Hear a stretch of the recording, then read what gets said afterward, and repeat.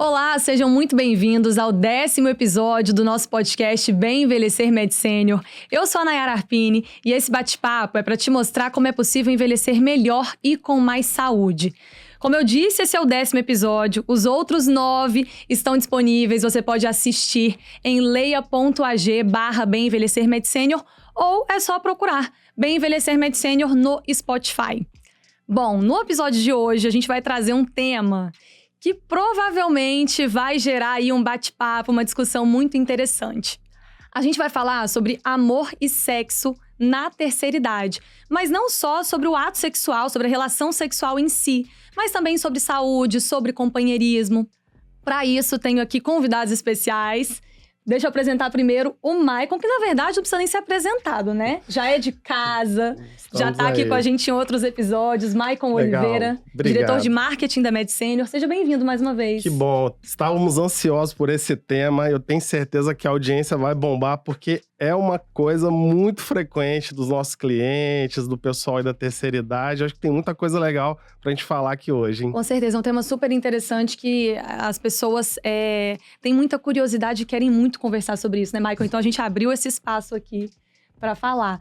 Bom, e também temos 2 especialistas na área para a gente poder aprofundar a nossa conversa. Deixa eu apresentar então o urologista Rodrigo Pastor. É isso, Rodrigo? Seja bem-vindo. Exatamente. Muito obrigado. É um prazer estar aqui na Gazeta, Nayara. Para a gente é uma satisfação da Med Senior poder falar um tema tão bacana. Muitos tabus aqui para serem derrubados, né? Então é uma satisfação aqui para a gente, vindo de Brasília. Né, nós 2 estamos vindo de Brasília para poder estar aqui prestigiando a Gazeta e a Med Senior. Isso, estamos muito chiques hoje, porque os nossos 2 convidados vieram diretamente de Brasília, especialmente para esse podcast, né, para esse videocast. Outra convidada especial é a Isabela Lender, ginecologista. Bem-vinda também, Isabela. Obrigada pela sua presença aqui, viu? É um prazer estar aqui. Obrigada pelo convite de vocês. Primeira vez em Vitória? Primeira vez. Olha, e já... exclusivamente pro podcast. Que legal. A gente tá chique demais, Maicon. A gente tá muito chique. Olha, para começar já esse bate-papo, eu acho muito importante a gente falar sobre a importância do companheirismo, a importância de você ter alguém no seu processo de envelhecimento. Queria saber qual que é a percepção de vocês em relação a isso. Ter alguém ali, um companheiro, alguém do seu lado, um amor, para encarar esse processo de envelhecimento que muitas vezes não é tão fácil, né? Não é tão simples, vem acompanhado de vários outros desafios. Como é que é a percepção de vocês, até de consultório mesmo, em relação a isso? Hoje em dia, a gente, assim, já tem muitos estudos que comprovam que a solidão, ela aumenta muito a taxa de depressão, né, na terceira idade e agravamento de doenças crônicas. Então, falando só no sentido de medicina, já tem um objetivo muito importante, o companheirismo na terceira idade. Além disso, ninguém quer ficar sozinho, né? O ser humano é um ser social, então, pra gente é muito importante a gente estar rodeado de familiares, de pessoas, e não necessariamente um relacionamento amoroso, mas os filhos, cunhados, netos, todo mundo, a dinâmica familiar é muito importante. E a percepção no consultório, ela é gritante. Assim, as pacientes que têm um relacionamento forte dentro de casa, elas se portam diferente no consultório. Na hora que ela entra na porta, eu já sei, a gente já consegue construir um padrão muito específico. É aquela paciente que se comunica melhor, que a gente viu que se arrumou um pouco mais para consulta, que está preocupada com essa questão mais física, de saúde mental, imagem, né? Que vai para academia, que se alimenta melhor. Então, é muito, muito diferente. E a gente tenta buscar cada vez mais esse estilo de vida para os idosos, né? Parece que tem um gostinho de viver mesmo, tem, assim, né? certeza. Perceptível. Uhum. Você falou sobre não só a companhia, o companheirismo, né? No sentido de um parceiro sexual ou afetivo mesmo, um marido, uma esposa. Que isso pode ser também família, amigos, né? Mas quando a gente fala especificamente de um companheiro ou companheira mesmo, né? De uma relação, de um casamento, de um relacionamento, enfim, né? Nos moldes que seja ali entre aquele casal. O quão isso é significativo para o processo de envelhecimento? Até mesmo ter uma vida sexual ativa depois de uma certa idade, quando muitas pessoas mais jovens têm até um preconceito, né? Tipo, não existe vida sexual ativa depois de tal idade. Mas não, acho importante a gente falar que existe sim. E eu imagino que seja muito importante para o bem-estar, para a autoestima dessas pessoas, né? É assim mesmo, Rodrigo? Se você vê isso no consultório, você que atende mais homens, né? A felicidade é estampada, né? Fica fácil identificar quem está feliz, né?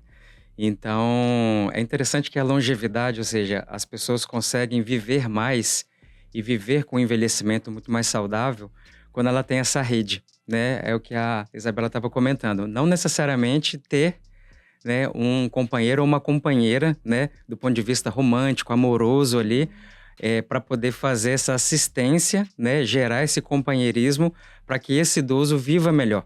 Isso é fundamental, né? Independente se é viúva, se não é viúva, se é viúvo ou então se é divorciado, esses pacientes, quando eles se relacionam com um companheiro que tem um tipo de relacionamento longevo e um relacionamento leve, esses pacientes vivem mais.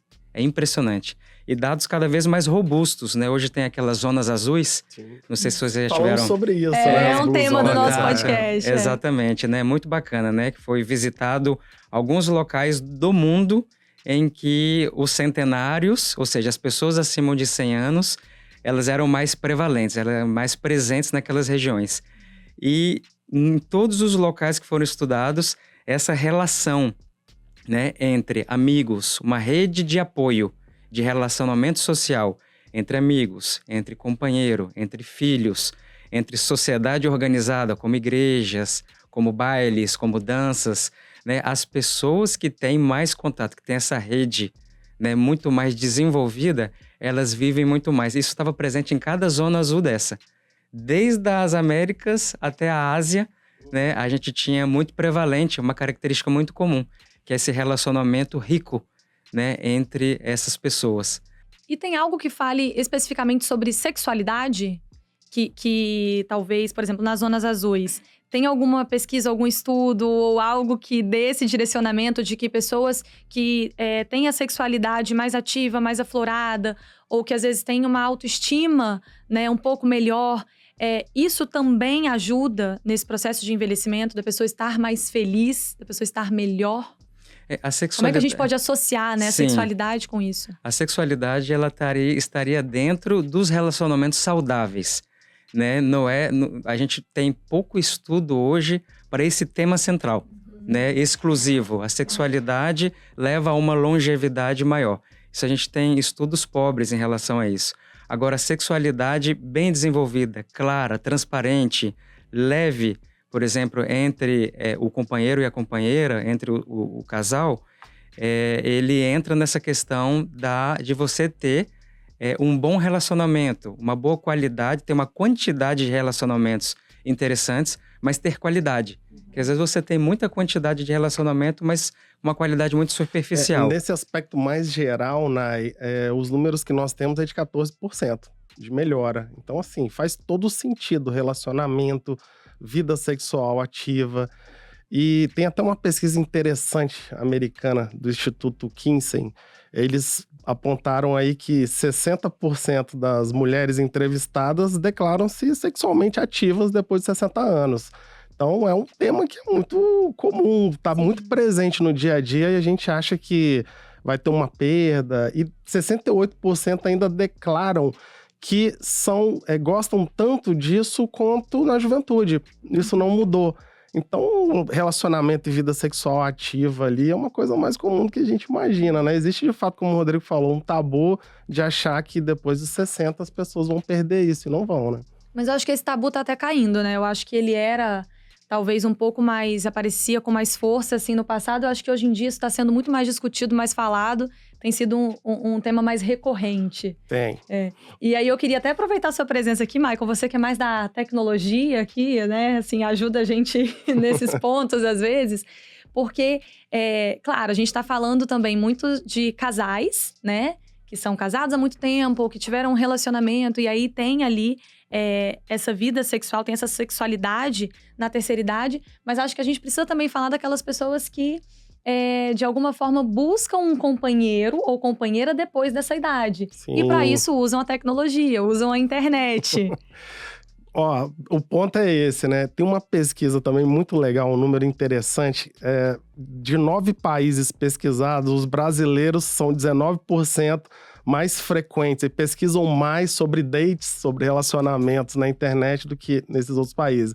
Então, assim, é um tema muito comum as pessoas estarem procurando parceiros, companheiros aí na internet.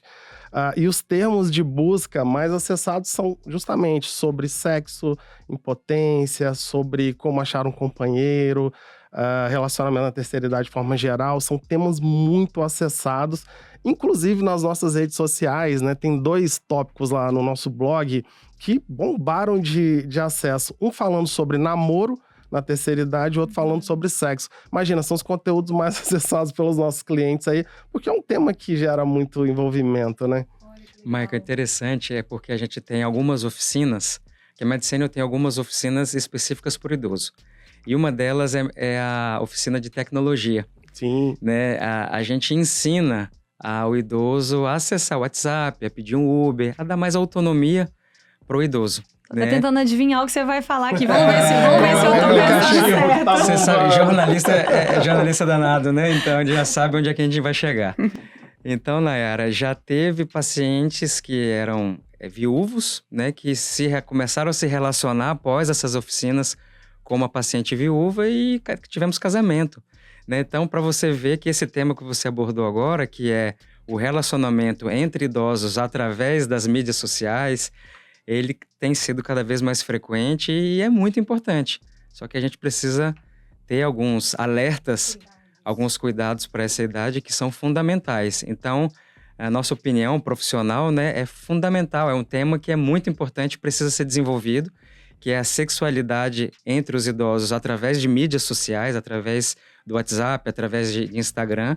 Mas a gente tem alguns cenários em que alguns aproveitadores acabam, né, usufruindo daquela fragilidade do idoso, né, para poder tomar algum tipo de proveito, né?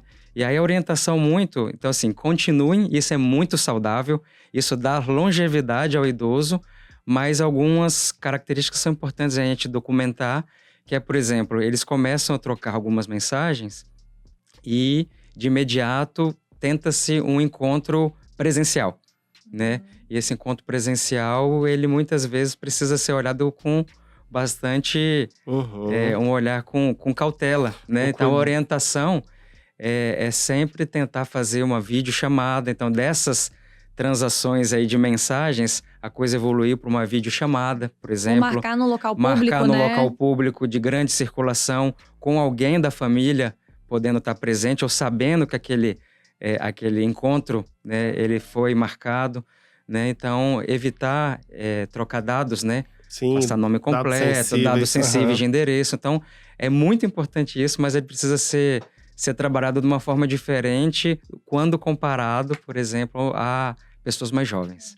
Eu ia falar isso, assim, que eu acho muito importante a gente até ressaltar que esse tipo de cuidado não é só para as pessoas idosas, até para não parecer que a gente tá assim, a gente não confia no uso de vocês da tecnologia, da internet. Não é nada disso, mas assim, são cuidados que qualquer pessoa em qualquer idade precisa tomar, mas que talvez os mais jovens tenham mais acesso a esse tipo de golpe, né? Tenham talvez mais acesso à informação do que acontece, estão mais acostumados e habituados às consequências que um relacionamento virtual pode vir a trazer, né?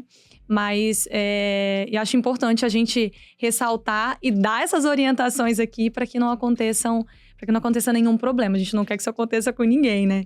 Mas quando você começou a contar a história, na verdade, então, aquele casal que você citou se conheceu na oficina. Na oficina. Eu achei que você ia falar, sabe o quê? Que eles queriam ajuda para acessar aplicativo de paquera.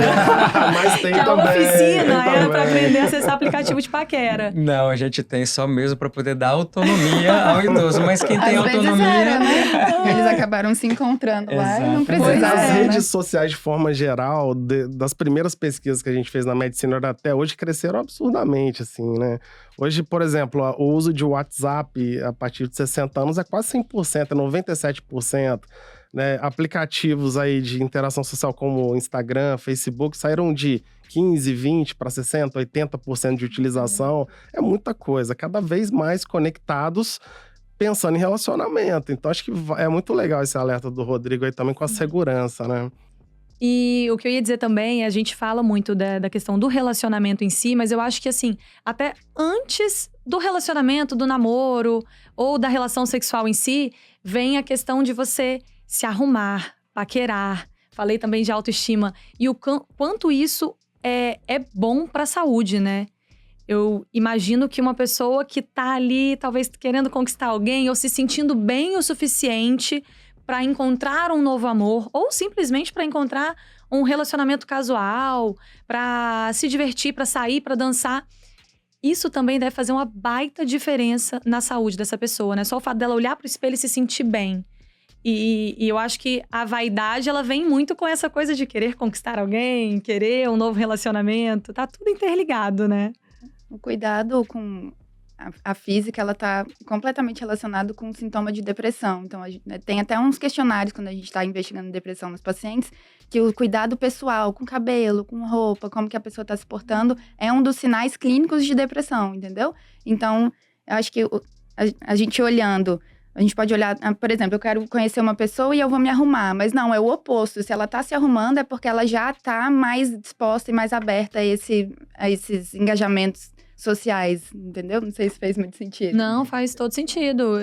Consegui entender, assim. Então, por exemplo, até na avaliação de vocês, quando vocês se deparam com uma pessoa que às vezes está, entre aspas, né, mal arrumada, ou você vê que tem ali uma falta de cuidado com a própria aparência, falta de vaidade, na verdade, né? E isso já pode até ser um sintoma de alerta, então. É um sintoma depressivo. Assim, às vezes ela não fecha critério, né, para o diagnóstico mesmo de depressão. Não é o suficiente. Mas é um sintoma, a parada do cuidado pessoal, né? Então, isso é muito importante da gente avaliar. Acho que é uma coisa que a gente vê muito no consultório também, né? O paciente, a mulher ou o homem, como ele se porta, a maneira que ele entra, a maneira que fala. Isso é muito interessante de ver na prática. Exatamente. É o combo, né? Porque quando você tem autoestima elevada, quando você está de bem com a vida, você tem relacionamentos que são duradouros, relacionamentos que são ricos do ponto de vista de qualidade, a autoestima e a sexualidade tá junto, né? Então, esse combo, né, ele realmente faz com que o idoso ele envelheça com mais saudável, né, mais longevo do que esses pacientes que entram, por exemplo, entristecidos, com muita amargura, com muitos relacionamentos ruins, com muitas barreiras e tabus que não foram ainda desmistificados, né? Quando você leva isso para a fase, para a terceira idade, né? É difícil a gente poder acompanhar esses pacientes e quebrar essas barreiras, né? Então, esse tipo de programa é muito importante, porque só no consultório é muito difícil o pouco tempo que a gente tem para desmistificar, para poder fazer esse trabalho. Então, o trabalho em massa é importante por conta disso, né? Para a gente poder levar mais informação para esse público que é tão carente de informação. A Isabela tem uma história bacana de uma paciente que foi operada de câncer de mama, né, em relação ao marido, que mostra um pouco de como a coisa pode ir para um lado muito interessante e pode ir também para um lado muito maléfico para a mulher, né? Acho que é interessante você comentar. Uma paciente que eu atendi lá na MedSenior teve o diagnóstico de câncer de mama recente, se eu não me engano, ela tá até em tratamento. E ela já tinha um relacionamento meio fragilizado com o marido, pouca conversa, né? Aqueles relacionamentos bem conservadores. E ela disse que depois que teve esse diagnóstico, o marido, assim, nunca mais quis tocar nela. Ele, inclusive, trocou de quarto, agora eles dormem em quartos separados. E isso, para a parte sexual dela, impactou muito, porque ela ainda tem desejo sexual, ela tem vontade de namorar, quer ficar perto, fica, às vezes, até pressionando, e ele, assim, acabou completamente, entendeu? O relacionamento acabou. Então, às vezes a mulher se depara com algumas doenças crônicas, mas ela ainda é mulher, né? Algumas doenças graves, ainda tem desejo, e o homem também, né? Exatamente. Eu acho que o casal, ele tem que tentar se entender e se situar muito bem aí no meio desse relacionamento, para sempre ter conversa muito aberta e, enfim, é uma história... Como que é até, assim, essa diferença de comportamento entre homens e mulheres da terceira idade quando o assunto é sexualidade? É muito diferente? Uma curiosidade, é os forte. homens e as mulheres, né? Quem fala mais sobre isso nos consultórios? Quem é mais aberto, mais curioso? Eu acho que o homem deve falar mais. Homem fala mais, o homem fala mais. É interessante a gente separar um pouco o homem idoso do homem de meia idade, né? O homem idoso, nós estamos falando do homem de 65, 70, 80, 90 e temos alguns pacientes de 100 anos. E nesses também existe sexualidade, nesse paciente centenário. Eles falam bastante, né? A sexualidade é muito presente no homem, né?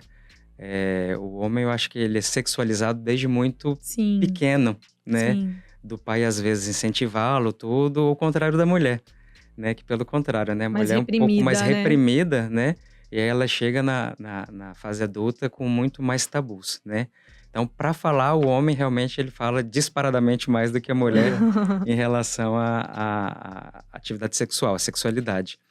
Só que o homem mais velho, ele vem de uma sistemática de educação muito diferente, né? Eu acho que é interessante a gente comentar aqui que esse homem mais velho, ele precisa ter um olhar interessante, um olhar com mais cautela em relação à sua companheira, porque é um olhar ainda muitas vezes muito machista, diferente dos homens de hoje, que são pais mais presentes, Uhum. buscam o menino em colégio, faz dever, né? O homem hoje de 70, 80 anos já é um homem que teve um costume diferente, né? Então, esse homem é uma reclamação muito grande, por exemplo, das mulheres que a gente acompanha na urologia, que a urologia também cuida de mulheres, é que o homem muitas vezes pensa em apenas penetração, né? Não existe mais aquele zelo, aquele preparo, né? E a gente percebe que o envelhecimento do homem e da mulher, eles existem.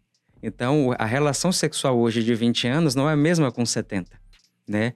A mulher tem um ressecamento vaginal maior, a mulher precisa de mais tempo para poder ter uma preparação, para poder ter relação sexual, e o homem muitas vezes não tem tanta essa preparação, não, na cabeça dele ele não precisa estar tão preparado assim, ele quer partir para a penetração. E isso se torna um peso muito grande, fica muito díspare entre o desejo da mulher e o desejo do homem. Então, vamos dizer, a minha orientação de consultório que eu passo para um casal mais velho é realmente você tentar, Nayara, perceber que o homem precisa entender mais o envelhecimento do corpo da sua companheira e a sua companheira também entender que aquele companheiro envelheceu. Então, ele tem alguns problemas de disfunção erétil, ele tem alguns problemas de libido. Então, nesse envelhecimento, ter esse casamento de uma comunicação mais transparente é fundamental.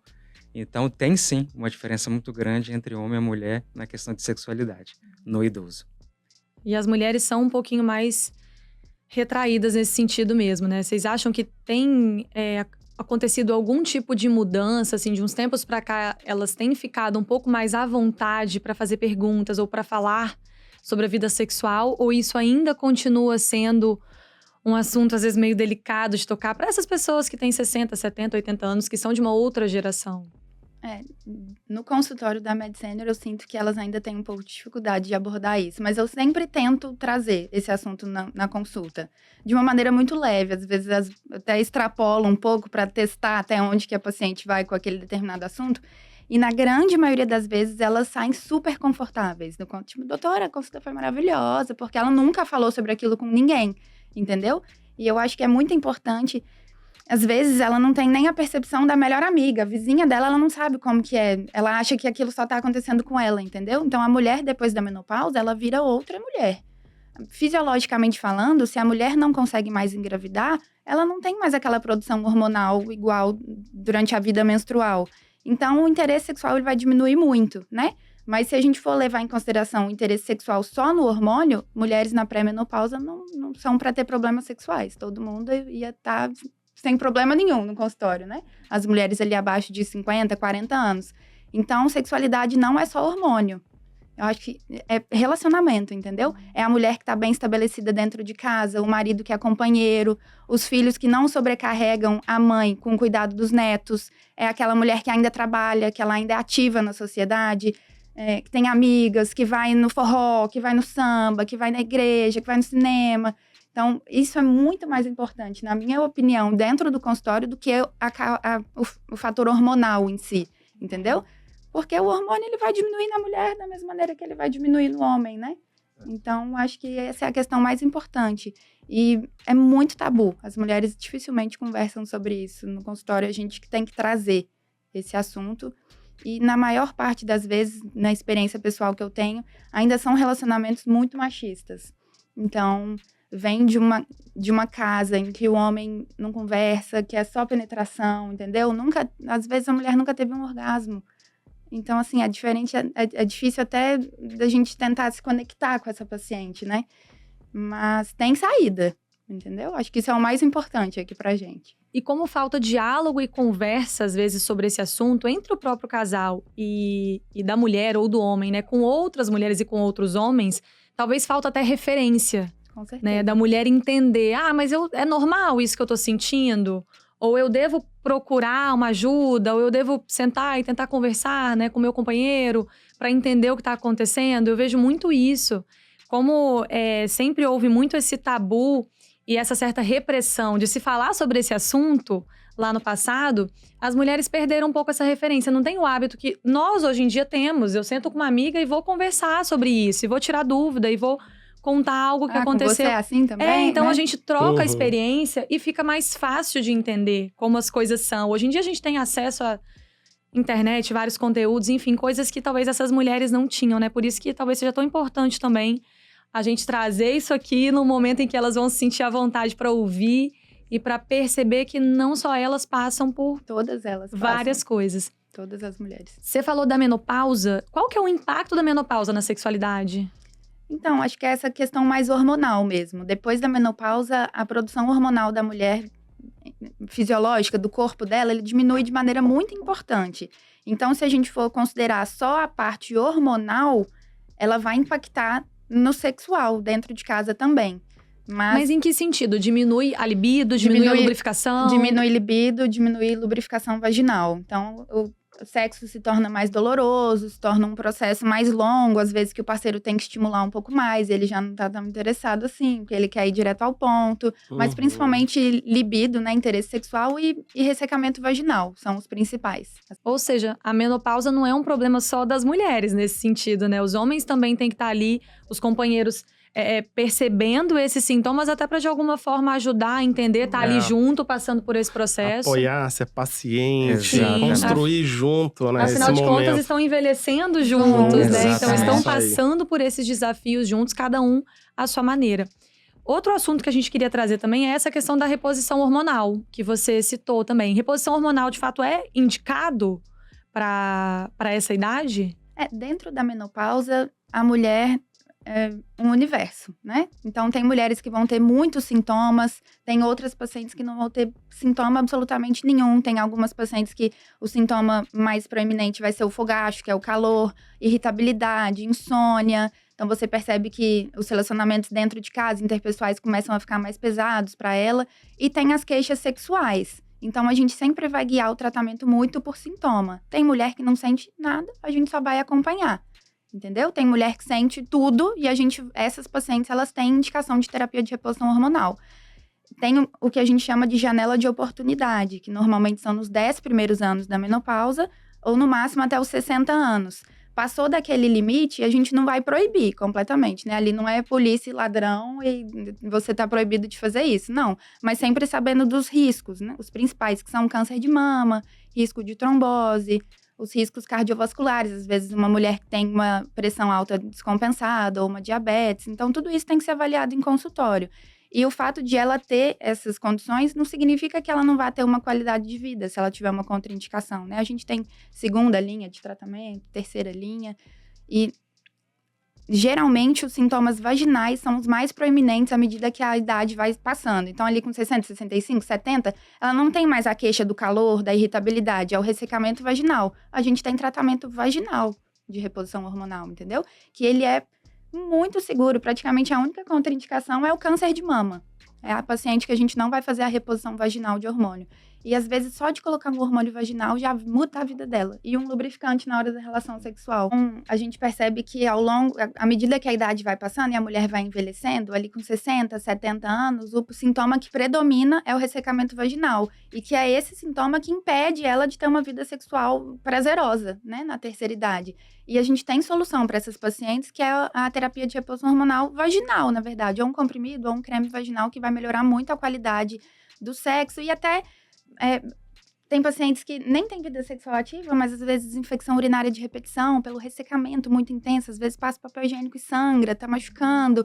Isso também ajuda muito essa reposição hormonal vaginal. E acho que é muito importante a gente frisar aqui que às vezes as mulheres chegam no consultório aterrorizadas com terapia de reposição hormonal porque a avó teve trombose. Entendeu? Porque a mãe teve câncer de mama. História familiar não é contraindicação nenhuma para nenhum tipo de terapia de reposição. Aí ela perde a janela de oportunidade e com 65 ela vem, doutora, agora eu quero. Agora não pode. Então é muito importante a gente desmistificar esses fatores de risco dentro do consultório para ela saber que aquele momento ali, 50, 55, é o momento ideal para ela começar, para ela ter uma qualidade de vida postergada, né? Jogar um pouquinho mais para frente essa piora dos sintomas da menopausa. Legal. Para os homens, qual é a orientação em relação à reposição hormonal? Nayara, a reposição hormonal ela é muito bem indicada também no homem, desde que haja indicação clínica, né? Muitos homens pensam que a partir do momento que eu envelheci, obrigatoriamente eu vou precisar usar uma terapia com testosterona, por exemplo, para poder fazer o tratamento desse envelhecimento. E, na verdade, não existe um tratamento para envelhecimento, existe tratamento para as pessoas que têm indicação. E é dentro da consulta com o urologista que a gente vai identificar se esse paciente realmente necessita ou não de uma reposição, né? A testosterona você pode usar de formas diferentes, então a gente vai identificar ali se o paciente tem uns sintomas, se tem, por exemplo, dentro desse envelhecimento, são características do envelhecimento e tem características que têm patologia, que têm alterações em relação a doenças em que a gente pode fazer intervenção com a reposição de hormônio no homem e a gente tem um resultado excelente, né? A gente só frisa que para esse tratamento com testosterona, né, os pacientes com pressão alta, com diabetes e com nódulos que já são acompanhados na próstata, o paciente já tem nódulo documentado na próstata, e a gente está fazendo acompanhamento e eu vou entrar com uma reposição hormonal. Esses pacientes a gente tem que ter um olhar diferente, tá? Não existe uma contraindicação, mas a gente precisa pesar na balança qual que é o custo-benefício de começar testosterona ou qualquer outro tipo de tratamento de reposição para esse tipo de paciente. Ou seja, é muito caso a caso, né? Muito caso a caso, tá? Mas os pacientes que são bem indicados, né, eles vão ter melhora do desempenho sexual, né, eles vão ter melhora da libido, que é a vontade, né, de ter a relação sexual. Eles vão ter, além da melhora da qualidade da ereção, você pode melhorar também a questão da duração dessa ereção. E não só, a gente fica pensando em testosterona é igual relação sexual. Mas, por exemplo, eu tenho um paciente que é muito interessante, ele fala assim, Rodrigo, cara, eu quero ter eu quero usar testosterona porque eu quero fechar um contrato, eu quero chegar para minha equipe, né, com disposição, eu quero ter vitalidade no meu trabalho. Eu não tenho vitalidade mais nenhuma no meu trabalho. Ou seja, você vê que é um paciente que não é idoso, né, mas com uma baixa da autoestima, uma baixa da capacidade de trabalho muito grande. Então, esses pacientes, por exemplo, eles têm uma boa indicação para poder fazer terapia de reposição hormonal. Então, é muito caso a caso. Então, o homem precisa realmente procurar o urologista para a gente poder estudar, né, esse paciente de maneira mais aprofundada para saber se ele tem indicação ou não do hormônio. Legal, muito interessante esse papo. A gente vai fazer um intervalinho agora rapidinho e já volta.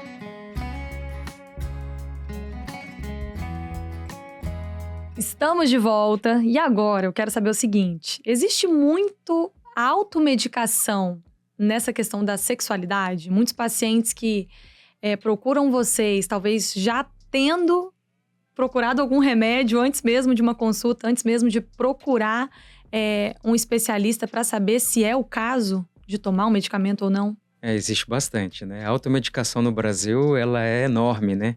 E quando se fala em sexualidade, a gente tem um fator multiplicador, né? Então, realmente, a gente tem uma dificuldade em relação a isso, né? O Brasil tem muita automedicação para essas questões sexuais, para poder melhorar o desempenho. A gente tem uma série de medicações que são orais, né? Aquela que a gente compra na farmácia, que é o comprimidinho, né? E tem as medicações também que são injetáveis e tem as medicações que a gente aplica na pele, né? De absorção pela pele, né? Então, é fundamental, acho que dentro desse tema, a gente orientar o idoso que esses tratamentos todos, tá? Desde o comprimidinho de uso diário, o comprimidinho do uso da relação do dia da relação sexual, ele traz efeitos colaterais, né? Então é fundamental que esse paciente esteja dentro do consultório do urologista, né? A gente tem isso na mulher também, esteja sendo acompanhada pela ginecologista, para que a gente possa orientar melhor, né? A gente tem efeitos colaterais, né, em relação a pacientes que tomam medicações para problemas do coração e que a gente tem contraindicação de algumas medicações orais, algumas medicações do comprimido, né? E a medicação injetável também tem algumas contraindicações, então é fundamental que esse idoso, né, saiba que esses efeitos colaterais, eles podem acontecer, né? E que ele possa ser muito bem orientado dentro do consultório para a gente individualizar para cada paciente. Muito cada importante paciente esse tema, né? é diferente. Porque a automedicação é perigosíssimo, né? Então, nem pensar, né? Procure o seu médico de referência. Exatamente. E eu acho que, como a gente vinha falando, como a sexualidade é uma questão que às vezes envolve tabu, envolve a dificuldade da pessoa, de muitas vezes até procurar um médico mesmo, né? Prefere se automedicar. Você falou dos riscos, doutor, mas qual é o perigo disso? Quais são os efeitos colaterais que podem acontecer? Por exemplo, a gente consegue citar alguma coisa para a gente ter uma visão um pouco mais clara disso? A gente pode ter, por exemplo, pacientes que tomam algumas medicações para o coração, que quando você associa com a medicação para ereção, a gente tem um risco aumentado, por exemplo, para infarto agudo do miocárdio, né? A gente começar, por exemplo, com a testosterona para um paciente que tem pressão alta ou paciente que tem diabetes, esse paciente evoluir com problemas do coração, evoluir com AVC, que são alterações neurológicas, né? Esses pacientes evoluir com alguma tumoração prostática, né? Que às vezes aquele nódulo não iria evoluir, por exemplo, um câncer de próstata, e por conta do uso indiscriminado de testosterona, a gente evoluir com o paciente com câncer de próstata. Então, desde o câncer a problemas cardíacos, a problemas neurológicos, a gente tem identificado desses pacientes que não fazem esse acompanhamento, fazem essa automedicação sem o acompanhamento do especialista. Então, para esses pacientes que têm alguma contraindicação ao medicamento oral, por exemplo, que é o mais fácil, eu acho, né? Nesses casos, tem uma via alternativa para eles? A reposição hormonal talvez seria o caso para eles terem esse resultado que eles estão buscando, de um melhor desempenho sexual? Tem como resolver isso, visto que talvez eles tenham uma contraindicação para o medicamento? A disfunção sexual, que é a alteração da ereção no homem, talvez hoje seja uma das principais buscas, né, dentro do consultório do urologista, né?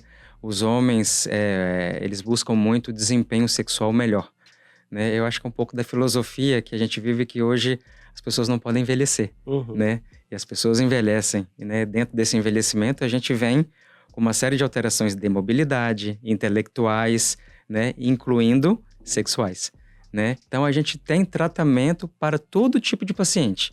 Eu consigo individualizar um tratamento para todo tipo de paciente. Agora, eu preciso estudar melhor esse paciente. Eu preciso saber como é que é o coração desse paciente, como é que é o pulmão desse paciente, se ele já tem algum histórico de AVC, de derrame, né? Se ele tem algum nódulo da próstata. Então, essas coisas que a gente vai estudar, a história clínica do paciente, para eu saber que tipo, se vai ser um tratamento oral, se vai ser um tratamento adesivo, se vai ser gel, né? Se vai ser injetável. Então, a gente tem um arsenal de tratamento para esse, vamos dizer, esse tema polêmico, mas muito procurado dentro do consultório. Dentro e fora do consultório, né? Exatamente. Na internet, roda de amigos, por exemplo, a gente tem muita brincadeira, tudo, em academia, né? Então, eu tenho um tratamento individualizado para cada um, mas ele precisa ser estudado para a gente poder adequar aquele tratamento para aquele paciente. Eu acho que isso é fundamental, não automedicar, né? E dentro de um consultório de um especialista, poder individualizar aquele tratamento para eu poder dar resposta ao que ele quer, que é um melhor desempenho sexual, uma ereção de maior qualidade, uma vontade de viver melhor, uma melhor qualidade, que é isso que ele busca, e a gente consegue entregar isso no consultório de forma individualizada. Mais uma vez, cada caso é um caso. Exatamente. Tem como generalizar. E vocês têm alguma sugestão de como esses idosos podem explorar melhor a sexualidade deles? Visto que, como a gente já falou e reiterou aqui, ainda é um assunto que, para alguns, é difícil de conversar, de discutir, de falar entre amigos. Quais são as sugestões para que eles consigam explorar melhor essa parte? Eu acho que na minha prática clínica, o que eu vejo que mais ajuda é a gente tratar com naturalidade o sexo, né? Porque as pessoas têm vergonha de falar sobre isso. A gente, assim, você coloca uma rodinha aí de 5 idosas juntas, elas não vão falar sobre isso de jeito nenhum, entendeu? Então, dentro do consultório, eu tento sempre estimular isso nelas. Perguntar, você é casada, solteira, tá namorando? Ah, sou viúva, mas tá namorando? Mas tá com a vida sexual ativa? Quando você tem relação, sente dor? E deixando sempre o papo muito leve, entendeu? Usando termos leigos, às vezes até meio chulos, porque a gente vê que estimula um pouco mais, entendeu? Não ficar em termos tão técnicos, eu acho que isso ajuda muito. Agora, a gente tem que ver também o meio que a paciente, a mulher, está inserida, né? Porque às vezes ela, naquele meio, não tem possibilidade de conversar sobre aquilo. Aí eu acho que nesse momento vem a internet, né? Ela tem acesso, às vezes, a alguns fóruns, alguns podcasts, para ela tirar dúvida, né? Eu ia perguntar isso, até que ponto a internet ajuda? Eu acho que assim, só tem benefícios. Usando de maneira correta, né? A internet é um meio de informação que esses idosos não tinham quando eles eram adolescentes e adultos, entendeu? Então, às vezes, aquela mulher, ela cresceu num meio extremamente conservador e só hoje que ela tá entendendo o que é ser mulher e ter interesse sexual, e ter libido, e ter orgasmo, e querer ter relação sexual, porque isso é muito vergonhoso, entendeu? Para essas pacientes. Elas têm vergonha de admitir que elas ainda têm vontade de ter relação sexual. Então, na minha opinião, é tratar com naturalidade, é o maior segredo. Exatamente. E acho que é um papo que se deve ter até entre a família mesmo, né? Porque são pessoas que já têm filhos adultos, por exemplo. Então, talvez é o momento de perder um pouco aquela vergonha, aquele medo de fazer surgir esse assunto, sei lá, na mesa de café da manhã ou num churrasco de família, falar em tom de brincadeira, mas e ali no meio daquela brincadeira, de alguma forma tirar uma dúvida, conversar sobre alguma coisa, porque eu acho que os filhos têm um papel muito importante na vida dos pais nesse momento da vida, né? Nessa idade. Tanto em questão de auxiliar, a gente já falou em vários episódios aqui, né, Maicon? De como os filhos, a família são importantes para esse processo de envelhecimento, em vários sentidos. E eu acho que na sexualidade também, né? Por que não abordar isso com familiares, com os filhos, com o companheiro, com o marido, esposa, enfim. Vocês já presenciaram casos, por exemplo, que os filhos acompanharam os pais ou é mais difícil? Filho homem, você diz? Filho ou filha, né? Acompanhando os pais ou mães no consultório.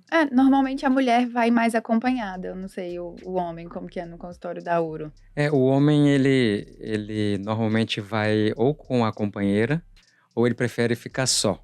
Né? Porque é um tabu ainda demonstrar dessa idade, né? As pessoas hoje mais jovens, elas se entregam mais, elas já estão mais conscientes em relação a isso, né? Mas os pacientes mais idosos, eles demonstrarem fragilidade, eles têm mais dificuldade. Então ele sempre fala assim, não, eu deixei minha companheira lá na recepção. Eu ia perguntar isso, a companheira entra no consultório ou fica esperando lá fora? Quando é um assunto, vamos dizer, de comum acordo, que tem liberdade para poder conversar, tá mais transparente, ela tá do lado. Não é à toa que é a mulher que leva o companheiro ao urologista, né? Quem Às marca. vezes ela que insiste, a gente sempre né? pergunta, como é que o senhor descobriu a gente aqui, né? Como é que você... minha esposa marcou. Né? Então, sempre assim, né? Não é à toa que a mulher vive mais porque ela se cuida mais, né? Então, o homem ele vai muito só nessa consulta. Mas pegando o gancho um pouquinho dos filhos, né? A gente já percebe, né? Que os filhos começam a ter uma liberdade maior. É um tabu ainda, né? A gente precisa de alguns anos para poder vencer esses tabus. Mas eles já começam a falar, papai, fala, né? Da questão da relação sexual, quando por exemplo, com a mãe, né? Ou então quando por exemplo, com uma companheira após a viuvez, né? Que ele adquiriu uma companheira, por exemplo. Ou então a filha puxando a orelha do pai, que é viúvo e está tendo relações esporádicas com mulheres mais jovens, por exemplo. Então a filha já começa a dar uma puxada de orelha, a falar, olha, conversa com o papai, eu vou sair, você conversa com o papai para poder né? se preocupar em relação a alguns tipos de ciladas em que às vezes o idoso pode cair nessa fase da vida, né? Pois é, a gente precisa abordar também essa questão das ISTs, né? DSTs ou ISTs. Como é que é isso nessa fase da vida na terceira idade? É um tema muito abordado também? Isso é levado para o consultório de alguma forma? Eles têm muitas dúvidas, têm muita resistência? Ou a incidência disso também é comum? A incidência de IST, né, infecção sexualmente transmissível, vem aumentando muito na terceira idade, né?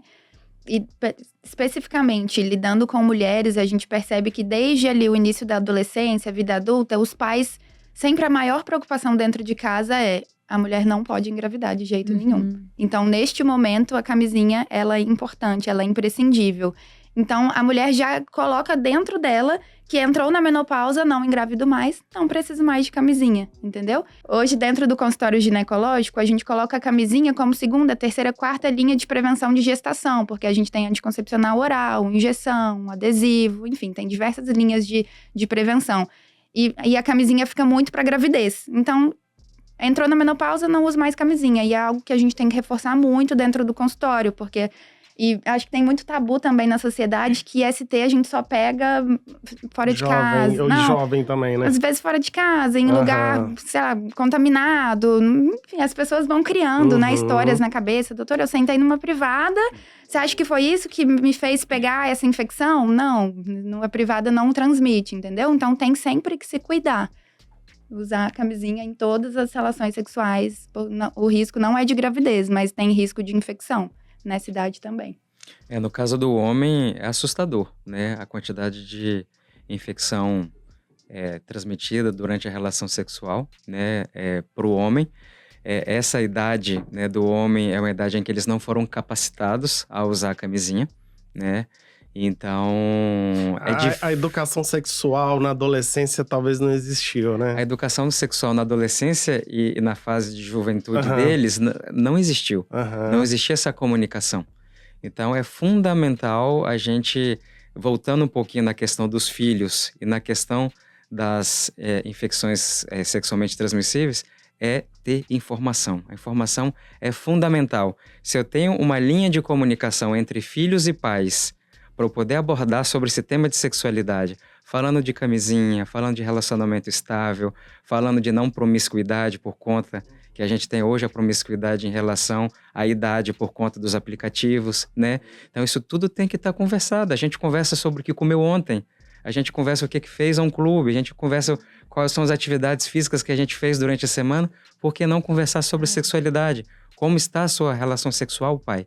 Como está a sua relação sexual, mãe? Tá tendo dor, tá tendo sangramento, tá legal, usa lubrificante, né? É legal, é prazeroso. Isso... Até dentro do casal, né? Exatamente. A gente conversa sobre trabalho, sobre dinheiro, sobre o que você comeu ontem, mas nunca conversa o que você tá achando. Tem algo que tá te incomodando, algo que eu faço que te machuca ou que você gosta mais. Eu acho que isso não é abordado dentro do casal. Exato. Né? E quando a gente vê um relacionamento mais aberto, o casal é muito mais feliz. É impressionante. A diferença física que a gente vê na pessoa mesmo. O casal entra no consultório, você diferente, vê que é alto astral. Liberdade muito pra falar sobre Não, o tudo, diálogo né? é o É remédio, muito assim, né? O importante. segredo de qualquer relacionamento. É impressionante, impressionante. Ou E então, aí, às vezes, eu não quero mais. Por que você não quer mais? Ah, porque eu já não tô mais nessa fase. Entendeu? Eu acho que isso não se discute, tem que se discutir. Às vezes a outra pessoa também não quer mais, mas o marido sente, às vezes pensa que ele tem que comparecer, mas às vezes ele também já não tá mais afim, mas ninguém conversa sobre isso, aí fica aquela situação. Ficam os dois Perfeito. ali Chata, meio né? que agindo por obrigação, Isso, né? E porque não tá legal é uma pra tarefa ninguém. doméstica, né? Eu tenho que lavar roupa, eu tenho que passar roupa, eu tenho que fazer comida, eu tenho que ter relação sexual com meu marido. E nem sempre é assim, né? Às vezes o casal já passou dessa fase, eles só estão naquela fase maravilhosa de companheirismo, de viagem, de conversa, almoço em família, e não tem mais a relação sexual e tá tudo bem também, né? Às vezes, acho que é importante a gente reforçar isso hoje no podcast, que a gente tá falando sobre sexo, mas tá tudo bem não querer transar também, ter relação sexual entre o casal. Às vezes é só o companheirismo é suficiente, entendeu? E a relação sexual nessa idade é muito diferente, né? A gente tem uma falsa impressão que é só penetração, mas às vezes a relação sexual para eles é fazer um carinho, né? É fazer, por exemplo, colocar uma música e acariciar o corpo do outro. Dançar. Não tem penetração nenhuma, mas para eles é relação sexual. E é um momento de intimidade do casal. Exatamente, porque às vezes ela já não pode ter, por exemplo, uma penetração, ou ela tem uma dificuldade de mobilidade, Porque as pessoas têm dificuldade de mobilidade, por exemplo, para subir um ônibus. Você tem dificuldade para subir um ônibus, tem dificuldade para ter relação sexual. Relação sexual é uma atividade física, né? Então, eles vão se adaptando. Então, quando o casal tem essa harmonia de perceber que ele envelheceu, ela envelheceu e a nossa relação sexual se adaptou, né? Então, isso fica muito bacana. Então, esse relacionamento, ele precisa ser leve e essa comunicação, né, que a Isabela comentou, é fundamental, né, para que a gente possa chegar nesse ponto. Eu tenho pacientes, por exemplo, que falam, minha esposa adoeceu, eu não tenho mais relação sexual e não tenho mais vontade.